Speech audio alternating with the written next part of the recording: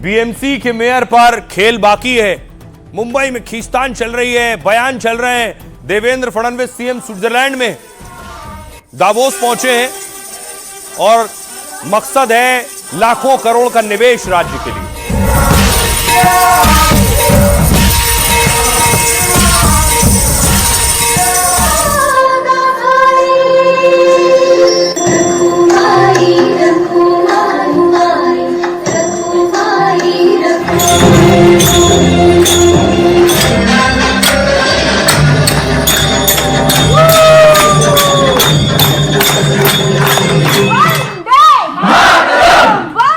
दूसरी तरफ देखिए, फडणवीस स्विट्जरलैंड में एकनाथ शिंदे पार्षदों से मिलने पहुंचे होटल में। बीती रात की तस्वीरें हैं। एक एक पार्षद से मिले, लगभग 29 पार्षद मौजूद हैं 5 स्टार होटल में। उसमें ज्यादा पार्षद महिलाएं हैं जो एकनाथ शिंदे की पार्टी से चुनकर पहुंची हैं।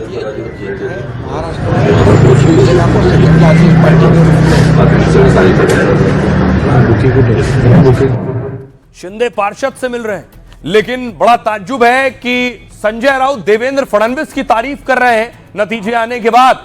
संजय राउत क्या कहना, सुनिए। झुरिक का जो मैंने स्वागत देखा स्विट्जरलैंड में, झुरिक में, वो तो प्रधानमंत्री के बराबरी का स्वागत रहा उनका। महाराष्ट्र के चुनाव जीतने के बाद जैसे प्रधानमंत्री का स्वागत होता है किसी विदेश के एयरपोर्ट पर, दोनों साइड में लोग खड़े हैं, फूल लेकर, झंडे लेकर दिखा रहे हैं और बीच में से हमारे मुख्यमंत्री महाराष्ट्र के जा रहे हैं। ऐसा स्वागत तो मैंने प्रधानमंत्री का देखा है अब तक। देवेंद्र जी उस रास्ते पर जा रहा है दिल्ली की इस तरह से, तो हम तो जरूर महाराष्ट्र के मुख्यमंत्री हैं, हम स्वागत करेंगे उनका। ऐसा लगता है उनका जो अब चाल चलन जो चल रहा है, लेकिन अगर वो जाना है चाहते हैं तो वो प्रधानमंत्री बनना चाहते हैं। उनका जो मैंने स्वागत देखा स्विट्जरलैंड में, झुरिक में, वो तो प्रधानमंत्री के बराबरी का स्वागत रहा उनका महाराष्ट्र के चुनाव जीतने के। अब देखिए जरा दूसरी तरफ कांग्रेस अपने पार्षदों के साथ मुलाकात कर रही है। आखिर क्या चल रहा है मुंबई में, सवाल यह है किसका मेयर बनेगा, सवाल यह है। और अभी अंदर खाने क्या खींचतान चल रही है, कौन किस सेटिंग में लगा है, कोई नहीं जानता। एक तरफ शिंदे ने अपने पार्षदों को होटल में शिफ्ट कर दिया, दूसरी ओर उद्धव गुट ने अभी हार नहीं मानी है। संजय राउत के मुताबिक बीएमसी के मेयर को लेकर खेल हो सकता है। सीएम फडणवीस अभी विदेश दौरे पर हैं, लेकिन मुंबई के मेयर पर घमासान मचा है। शिंदे गुट भी मेयर पद की मांग पर अड़ा है। 22 जनवरी को बीएमसी के मेयर पद के लिए लॉटरी निकाली जाएगी। ऐसे में असली खेल अभी बाकी है। अब देखिए, मुंबई और महाराष्ट्र इसलिए भी जाना जाता है कि वहां बड़े बड़े खेला हो चुके हैं पहले। बीएमसी के मेयर पद को लेकर घमासान मचा है। इसी होटल में है शिंदे के पार्षद। एकनाथ शिंदे ने अपने पार्षदों को होटल में रखा है। शिंदे ने खुद कहा कि अगला मेयर महायुति का होगा। यह नहीं बताया कि वो शिंदे सेना का होगा या बीजेपी का, लेकिन शिंदे ने यह जरूर बताया कि 2.5 साल का होना चाहिए। यह बात वो कह रहे हैं, सूत्रों से खबर मिल रही। सूत्रों के मुताबिक शिंदे गुट बीएमसी के मेयर पद पर अड़ा हुआ है। शिंदे गुट 2.5 साल का फॉर्मूला चाहता है। सीएम फडणवीस ने कहा था बीएमसी का मेयर बीजेपी का होगा। फिलहाल फडणवीस दावोस के दौरे पर हैं और उनके मुंबई लौटने के बाद ही नए मेयर पर अंतिम फैसला होगा। तब तक शिवसेना के पार्षदों के होटल में ही रहने की संभावना है। दूसरी तरफ संजय राउत ने शिवसेना पर पार्षदों को कैद करने का आरोप लगाया। शिंदे गुट से नए पार्षद के लिए ट्रेनिंग कैंप बता रहा है। संजय राउत ने कहा कि बीएमसी मेयर को लेकर गेम खत्म नहीं हुआ है, हमारे पास बहुमत से सिर्फ 6 पार्षद ही कम है। संजय राउत कह रहे हैं वेट एंड वॉच, कुछ भी हो सकता है। राउत ने फडणवीस की तारीफ कर घमासान को और ज्यादा बढ़ा दिया है। फडणवीस का दावोस में स्वागत देखकर बहुत अच्छा लगा। वो कह रहे हैं वो अब दिल्ली के सबसे बड़े पद की तरफ बढ़ रहे हैं। राउत का इशारा प्रधानमंत्री की कुर्सी को लेकर था। वर्षा गायकवाड़, कांग्रेस ने पार्षदों को होटल में रखने पर शिंदे को घेरा। शिंदे को अपने पार्षदों के पाला बदलने का खौफ सता रहा है। कांग्रेस ने अपने 24 पार्षदों को 24 कैरेट गोल्ड बताया है। सुनिए जरा महाराष्ट्र के सियासतदान क्या कह रहे हैं। कल प्रधानमंत्री मोदी जी ने, मैंने कल सुन रहा था कि मोदी जी भाषण कर रहे थे कि हमने मुंबई में कैसा विजय प्राप्त किया है, इतने साल के बाद बीजेपी का मेयर बन रहा है। तो बनाओ ना मेयर, आप बनाओ अगर आपको बनाना है। प्रधानमंत्री बोल रहे हैं मेयर बन रहा है, और प्रधानमंत्री के साथ जिनका अलायंस है पार्टी के साथ, वो अपने पार्षद लेकर भाग रहा है। तो प्रधानमंत्री की बात आप नहीं मानते हो, यानी दो पार्टी में कुछ ना कुछ गडबड है। महापौर महायुतीचा होईल ऑपरेशन टाइगर दुर्ग सम्राट बाळासाहेब ठाकरे जी के आशीर्वाद से और हमारे देश के प्रधानमंत्री नरेंद्र मोदी जी के मार्गदर्शन में ये शिवसेना को बड़ी जीत पूरे राज्य में मिल गई है।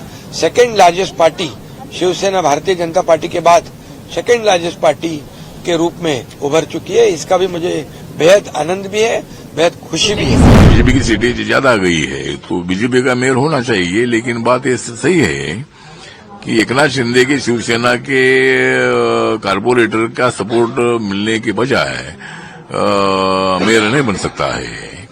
तो माननीय देवेंद्र फडणवीस जी दावोस गए हैं, वो अभी आने के बाद एक देवेंद्र फडणवीस और एकनाथ शिंदे एक साथ बैठेंगे।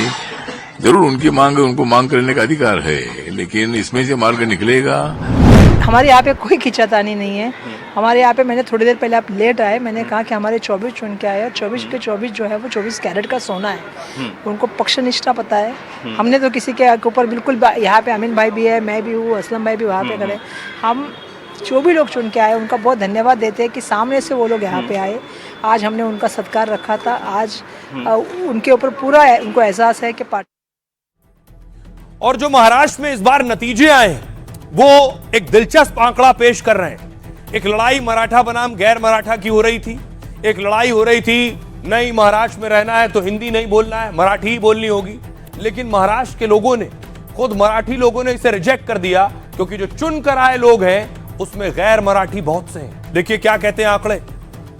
गैर मराठी जो चुन कर आए हैं, उद्धव सेना के 6 हैं, एमएनएस का भी 1 है, बीजेपी के 38 हैं, शिवसेना शिंदे के 3 हैं, कांग्रेस के 18 हैं, असदुद्दीन ओवैसी एमआईएम के गैर मराठी 8 हैं पार्षद और एसपी के 2 हैं। उद्धव राज ने बीएमसी में अब तक गैर मराठियों की संख्या सबसे ज्यादा है। बीजेपी के सबसे ज्यादा 38 गैर मराठी पार्षद चुनकर आए हैं। कांग्रेस के 24 में से 18 पार्षद गैर मराठी हैं। तो उद्धव राज के सिर्फ 7 गैर मराठी पार्षद चुने गए हैं। ओवैसी और समाजवादी पार्टी के भी सभी पार्षद गैर मराठी हैं।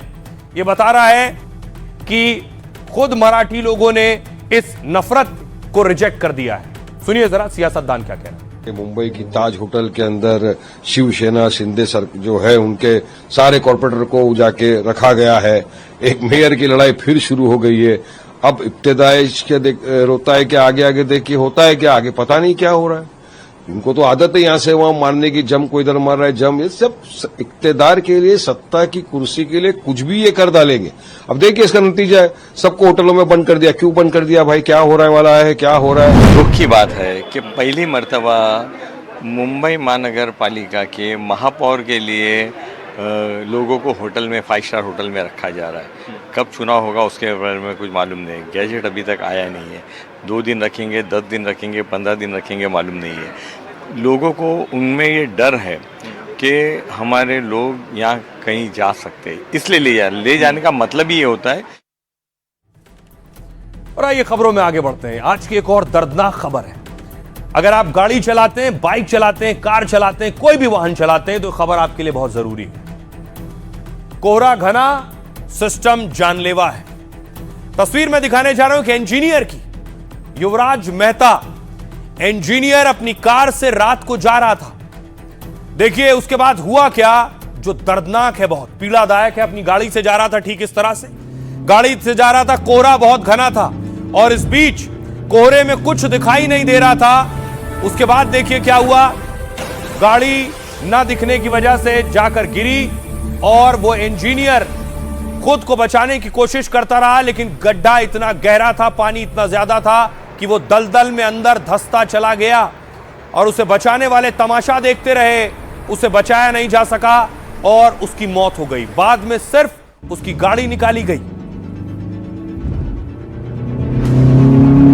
अब उस रियल साइट पर मैं आपको लिए चलता हूं जहां यह हादसा हुआ और रात के वक्त मौके की तस्वीर है। रात को 12 से 2 बजे के वक्त का वाकया है। देखिए नोएडा सेक्टर 150 में टाइम हो रहा है 2:25।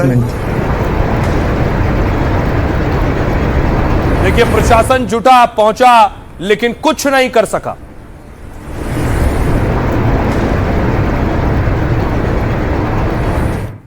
उसके बाद उनके पिता का कहना है, जो युवराज ने आखिरी फोन किया था उन्हें, फोन पर कह रहा था पापा बचा लो। वो तो लास्ट में उसका वर्ड ये था कि पापा बचा लो मैं डूब रहा हूँ, पापा बचा लो मैं डूब रहा हूँ, पापा बचा लो मैं डूब रहा हूँ, पापा बचा लो मैं डूब रहा हूँ। अब ये धीरे धीरे गाड़ी डूब रही है, ऐसा वो बोल रहा था। और मैं इधर से उधर दौड़ रहा था पागलों की तरह, कोई उपाय नहीं लग रहा था। जो टीम वहाँ अवेलेबल भी थी, अथॉरिटी की टीम थी, तो वो कुछ कर ही नहीं रही थी। रस्सी फेंकने के अलावा उनके पास कुछ था नहीं साधन, न उनके पास स्विमर था, डाइवर था, और न बोट था ताकि वो बोट से उस तक पहुंच सके, उसको रिकवर। और एक इंजीनियर की मौत के बाद गुस्सा है, लोगों ने प्रदर्शन किया, लोग सड़कों पर उतरे हैं, कैंडल मार्च किया लोगों ने, योगी से एक्शन की फरियाद की, और योगी आदित्यनाथ ने बड़ा एक्शन लिया है नोएडा अथॉरिटी के सीईओ पर।